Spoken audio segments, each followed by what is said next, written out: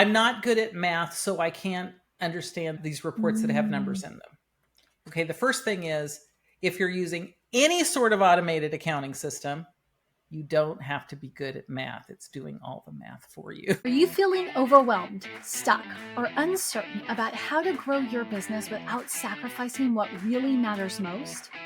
Welcome to The Business You Really Want, the show for women ready to build a sustainable, fully aligned business. Aligned with what, you ask? You, your values, your life. Seriously, it is possible.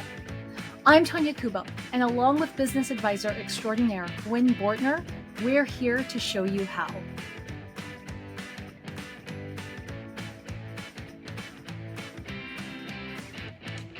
Are you hiding from financial reports or using them to drive your business forward? Tonya here. That's the question I have for you today. I am back with operations expert, my favorite operations expert, at least, Gwen Bortner. And today's episode, I have kind of a salty prediction, if that's okay. I predict that today's episode is going to get the fewest views and downloads of the entire show. If we come back in 2027 and look back in time, I predict still that this episode is going to have the least amount of traffic, listens, or consumption. And why is that? Because we are talking about accounting. Now, if you've been with us since the beginning of the show, you know we are exploring the 5 key functions that make up business operations, what Gwen has called the gears.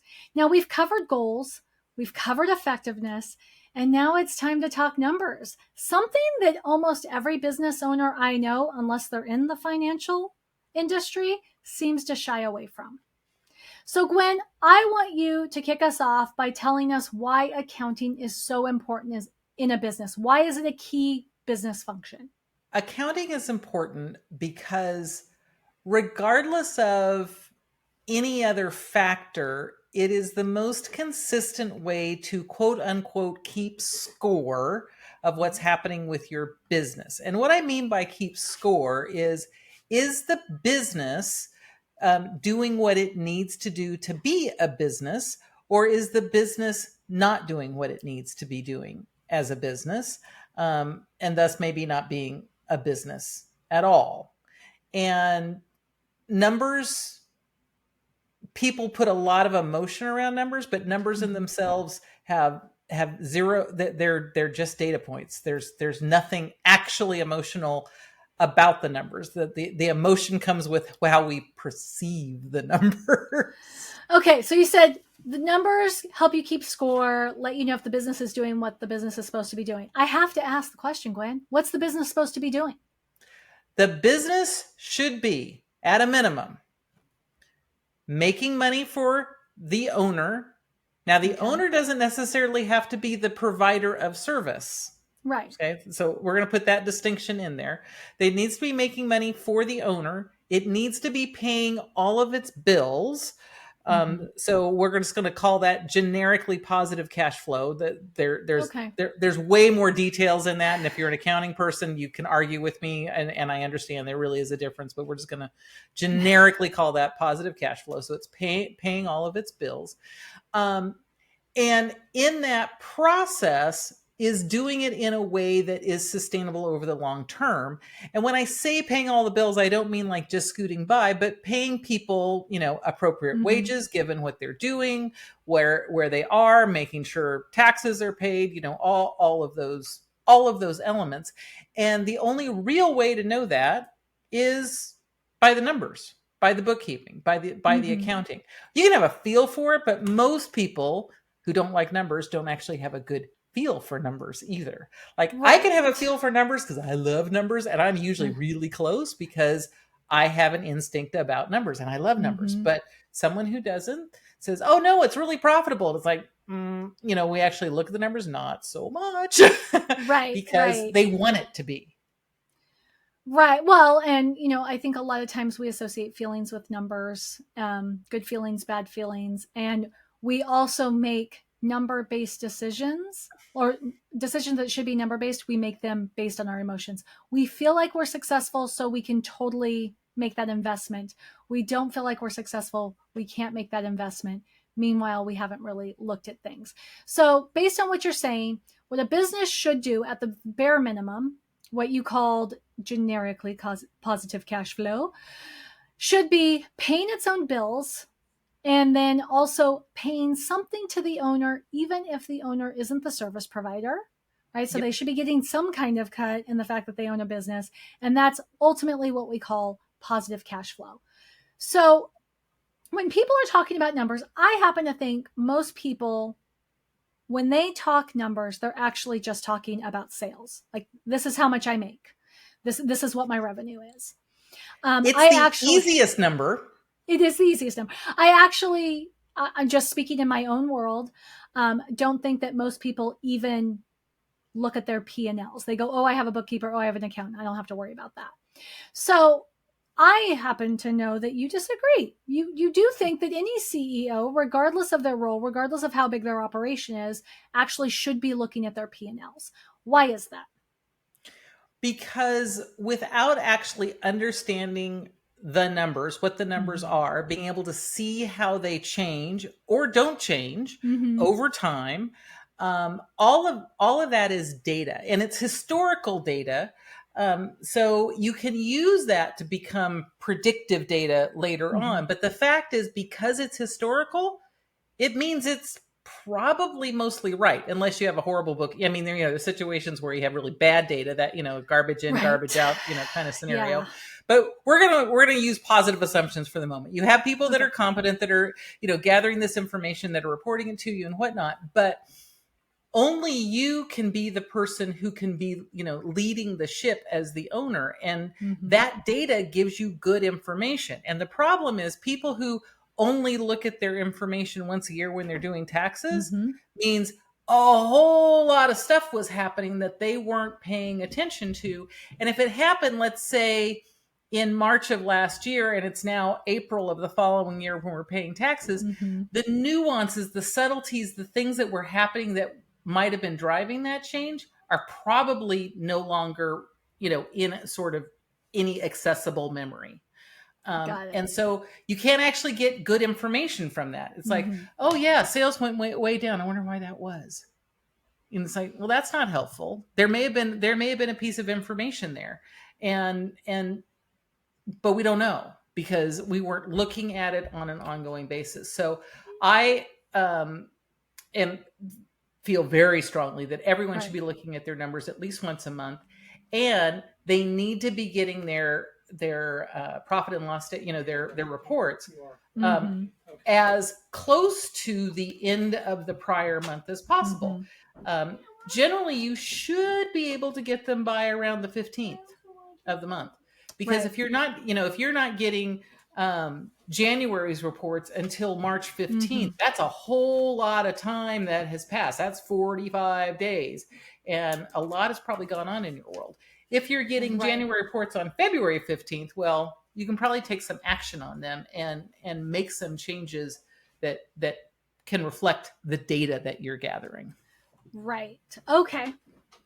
So I always use a P&L report. That's like whenever anybody wants to talk about finances, I'm always like, so let's talk about your P&Ls.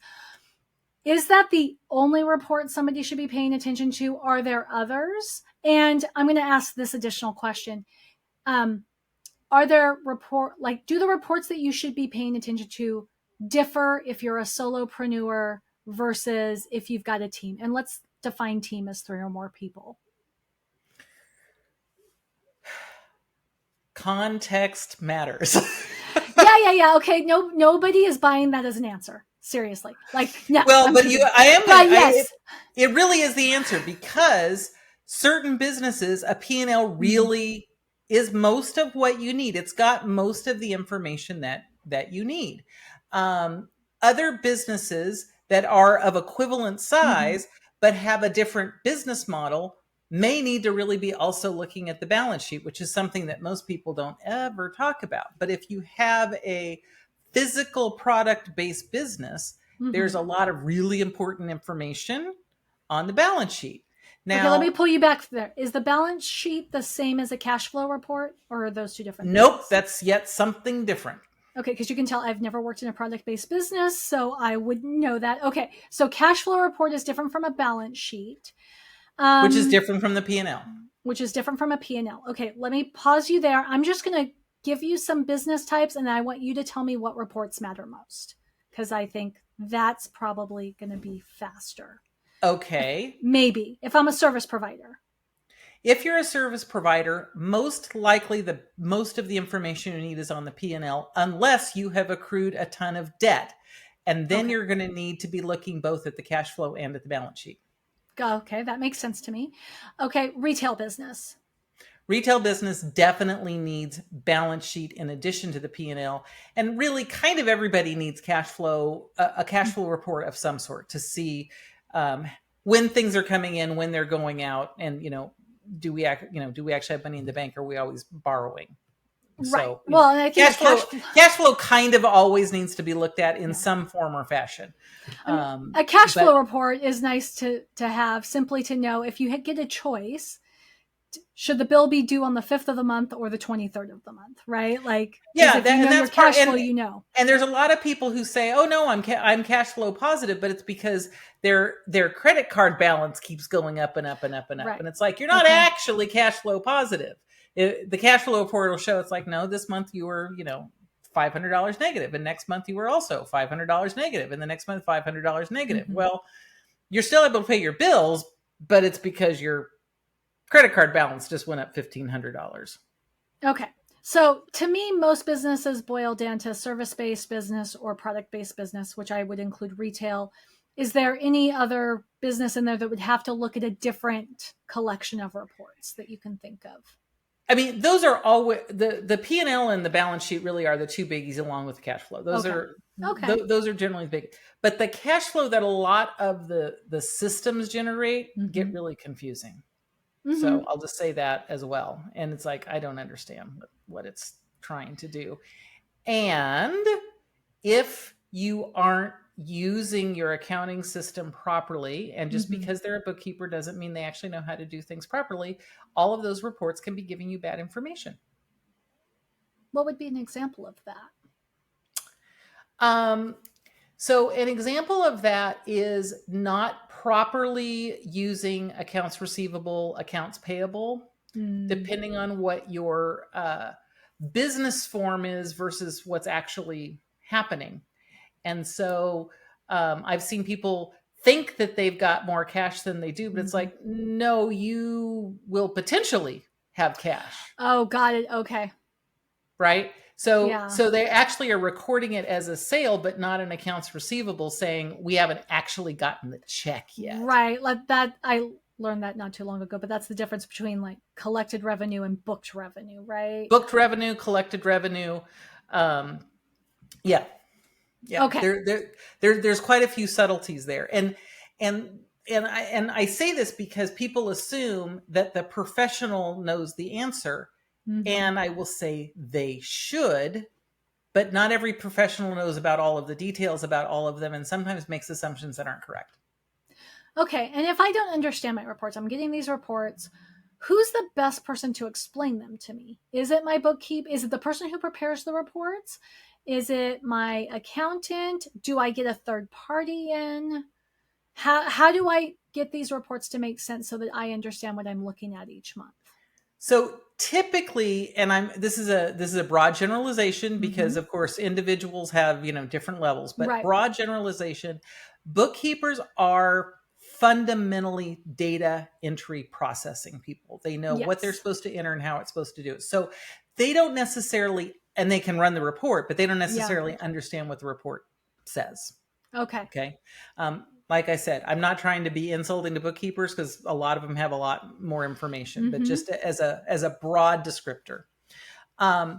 Accountants often are folks that can help you understand what these reports mean, but some accountants are very focused in certain areas and may not have a broad understanding. So just because they're an accountant, just because they say they have a CPA, doesn't necessarily mean that they really understand the nuances of your particular type of business, but they should have an understanding of what the reports mean and be able to at least talk about why this is here and what's there and so on and so forth. A lot of folks will hire a financial advisor, not in the investment way of financial advisor, but more like a CFO or a fractional CFO.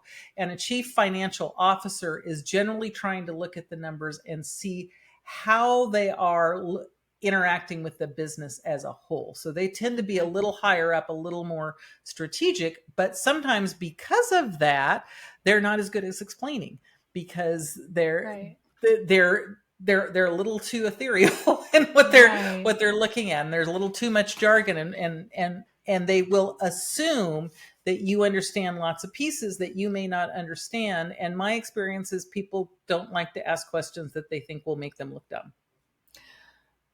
Oh gosh, like if I had handed you my outline, you would not have given me a better segue to my next I was question. pretty sure this is where it was coming, because this is what happens with everybody, right? They're afraid that they're going to look stupid. Yes. And so I know that, like, you don't provide financial services.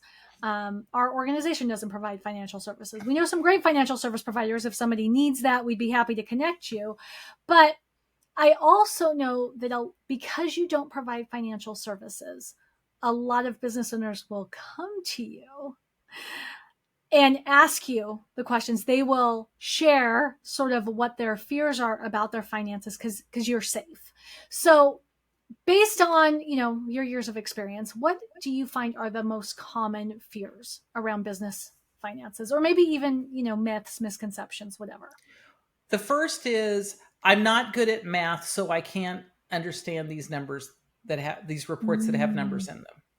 Okay, the first thing is, if you're using any sort of automated accounting system, you don't have to be good at math. It's doing all the math for you. So if you are able to dial a phone, which means you understand what a 1 and a 2 and a 3 look like, you understand enough about numbers. That's the first thing. The other is, it's going to be complicated. Well, even if I'm wanting you to do some calculations, it's arithmetic. As I understand it, I don't have kids, but my understanding these days is most second and third graders can do the level of math that you're required to do, particularly if you use a calculator. So don't talk yourself into, I don't understand. This is not calculus. This doesn't have all sorts of, weird symbols and, craziness in it. It's arithmetic. It's adding and subtracting, occasionally multiplying and dividing, but that's really, there's no square roots. I mean, like, there's nothing hard in this. This is pretty straightforward stuff. So if you can get past your own mindset about the numbers, that's the first thing, because most people who say I'm not good at this have been told some point in their life that they weren't good at math. And so now anything that has a number in it, I'm not good at, which just is not true. Not true at all.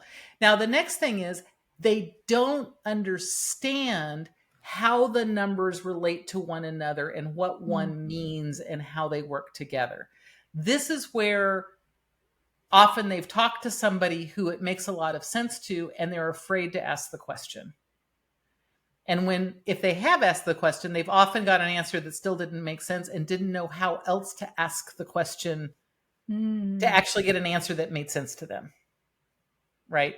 And so, and it's, in this case, it's one of those, it's no one's fault. It's no one's fault. It's not their fault for not knowing 18 ways to ask the question. And it's really not the, professional's fault for not understanding that they've got the curse of expertise, right? That this just is so logical to them, that they couldn't possibly mean that they don't understand this, when what's actually happening is, like, they don't understand that. That is what they don't understand. They don't know what that number means. So that is the place where it gets confusing. And the place that's important is understanding how these numbers relate and where they move around, and how changing this may seem like a bad thing, but actually it's doing this other thing, and understanding how they work together. That's the tricky part. Okay. So the 3 most common fears, misconceptions, whatever you want to call them, that you see is that people think understanding the numbers requires being good at math. That was really interesting to me, that these reports are complicated. And I think what you really said is that though they may look complicated, it might be complicated to look at these spreadsheets and goes across in columns, or I have seen reports that are multiple tabs on a spreadsheet with, like we're on the triple Z's in columns, and it's crazy. But at the end of the day, all it is basic arithmetic, right? It's addition, subtraction, maybe some division, multiplication. You might have to carry a 1 here and there, but it's most things that you learned before you left 6th grade at the very least. At the very least. And is so easy these days with a calculator. I'm Right. old enough that I had to do all of this math before calculators even really existed. So, That's my favorite horror story to tell my children, is there was a time when you weren't allowed to use calculators in the classroom because it was cheating.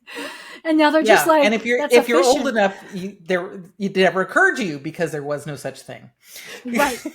And then finally, just I would say angst almost around not understanding how the numbers relate to each other. And I feel like that's the piece that I would love to say there's a magic formula, but you Mm-hmm. need to find the right person who can explain it to you. And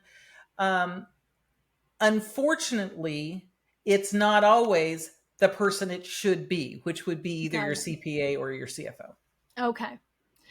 So let's say, okay, I'm 100% bought and sold into this idea. I am going to look at my numbers. My numbers are not evil. They're not telling me I'm evil. They're not telling me I should close my business because I had no business starting a business in the first place, or any of that.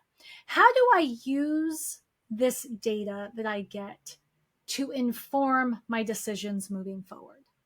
Can you give me like 2 examples? Yeah. So the first is being able to watch it consistently over time. Like I said, at a minimum once a month. But you may, if you've got in-house bookkeeping or whatever, you may be able to look at the numbers once a week and see what's actually happening, so that you can start saying, oh, this went up when that happened, but it took 4 weeks before it went up. Then you can say, I did that thing again in 4 weeks. Did sales go up or did they not? You can start looking for trends and see cycles, see patterns. And that's the first place, is to see where can you see patterns and or trends. And they're a little bit different, because patterns will repeat over time and trends are giving you a direction, like we're going up or we're going down, or all of those things. So that's the very first thing, patterns and trends. Patterns and trends. And I'll give an example of that, just because I happen to work with a lot of businesses that their patterns tend to fall in an academic year, right? So their sales are almost zilch in January and almost zilch in July. And one business was a friend of mine, actually, and she'd spent 3 years like with this goal of, I need to increase sales in July. I need to increase sales in July. And every January freaking out that, like, oh my gosh, I have no sales. I'm never going to sell anything ever again. She was just like, it's the first month of the year. This is proof that my business is no longer useful. And we sat in, we went to sort of a strategic planning class, and that's when we were encouraged to pull our financials from the last few years and look at it. And she was like, wait, it's every January, it's every July. And at first she was thinking, oh, I have to do a sale, I have to do a promotion. And then the person who was facilitating the class said, well, is it possible that your customer just doesn't buy during those months? And her customer happened to be teachers. Do you think teachers want to buy anything in January or in July? No, they are on vacation. So that's an example, like just a very tactical example of how you can use those trends and patterns to inform your like decision making down the line. In her case, she chose to make January and July her off months. She takes a month-long vacation because she can. Yeah, now I was just going to say, is all of a sudden you realize, oh, maybe even I don't even need to work. What if I just planned that 10 months out of the year was going to fund 12 months? Right. Which is what she did. Okay, so that's one example, is patterns and trends. What's the second example? And after all of that, I lost the question. Sorry. So I was asking for 2 examples of how you can use your financial data to inform your decision making. First one was patterns and trends, which I thought was great. So the other one really is being able to get accurate numbers on profitability. And when I say profitability, there's, it can be a loaded word. And there's lots of ways to define profit in the way that you want. But what I'm really talking about is I'll say a very historically traditional accounting way of this much money came in, this much money went out, what's left over. That's profit. Now, I say it can be defined in all sorts of ways because depending on what your business organization is, you may or may not take a salary. And if you don't take a salary because, organizational structure, a whole different conversation, you may say, oh, I'm really profitable. And I say, well, how much do you draw out? And they draw out their entire profit to pay themselves to do the work. Well, that doesn't show up on the P&L. This is one of those sneaky things that actually shows up on the balance sheet. So it looks like I make $100,000 a year. I'm just grabbing a number. Yeah. But I actually pay myself 120. So the reality is you're $20,000 in the hole. Ah, okay. Right? So where is real profitability? And in this case, that's an overall business profitability, but it's also looking at individual product. How much of this do we sell? How much does it cost to deliver it? Whether it's personal time, your service time, your, support people's time, any support things you do, you send gifts, you send, any other thing, whatever all of those pieces are, is the thing actually profitable? I was just hearing a story of someone who grew a business really fast into several, I think it was $6 to $8 million, but they weren't really looking at the numbers. And what they realized is they were able to sell $4 million and it only cost them $5 million to do it. Oh, but they weren't looking at the numbers. That sounds like they'd be better off not selling anything. Yes. Okay, so let's just say I'm listening, I'm watching, I'm probably just listening, even if I'm watching this on YouTube. And I now am bought into You mean the one idea. person who's going to watch it because it's accounting? Yes, the one person. The one person who's probably my 14-year-old because she's very interested in numbers right now. Yay, her! Because she's a budding entrepreneur. Her. I know you do. So I understand the importance of knowing my numbers, knowing what they mean, and reviewing at the very least a P&L, but most likely a P&L and a balance sheet. I'm willing to confront my fears around that and overcome them. I'm no longer afraid to look stupid, sound stupid when I ask the questions. I also am really excited about the idea of understanding those numbers enough to the point to make better decisions moving forward about my business. Where would you suggest I go from here? What's my next step? So this one, for sure, you know what my answer is going to be because it's my favorite resource when it comes to numbers, and it is Profit First by Mike Michalowicz. Okay, you just opened a whole can of worms.